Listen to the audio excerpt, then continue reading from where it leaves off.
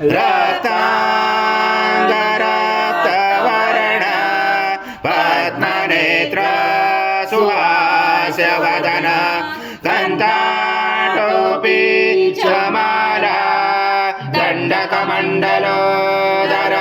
कट्यांगरक्षक त्रैगुण्यरहित त्रैलोक्यपालक विश्वनायक भक्तवत्सल कलियुगे श्री स्वामी समर्थ अवतार धारक पाइबाम ब्रह्मानंदम परम सुखदम केवलम ज्ञानमूर्ति द्वंद्वातीतं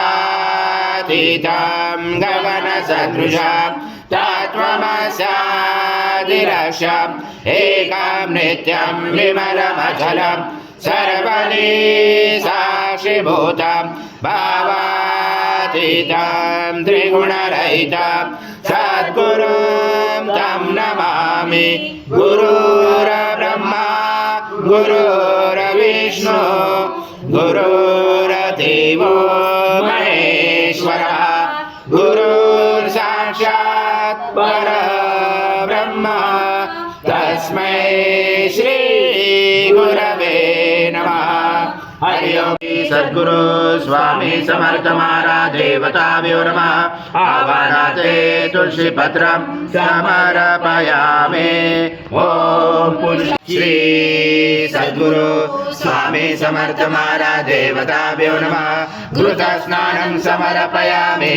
घृत स्नानान्तरेण शुद्धोदक स्नानं समर्पयामि। सकल पूजाते सर्व उपचाराते गंध पुष्पं समर्पयामि। शेष उपचाराते प्रार्थना पूर्वक नमस्कारं करोमि। त्वं भूमिरापो नलो नीलो नमः।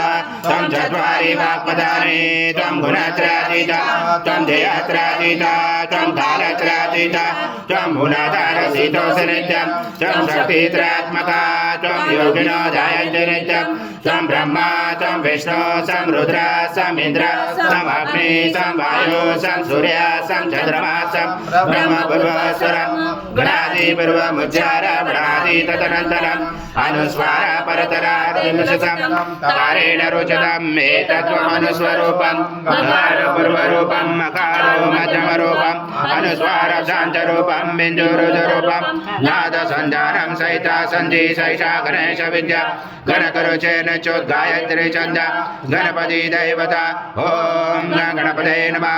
एकदन्ताय विद्महे वक्रतुण्डाय धीमहि तन्नो दन्ती प्रचोदयात्। पूर्णब्रह्माय विद्महे परमहंसाय धीमहि तन्नो स्वामी प्रचोदयात्। श्री सद्गुरु स्वामी समर्थ महाराज देवताभ्यो नमः।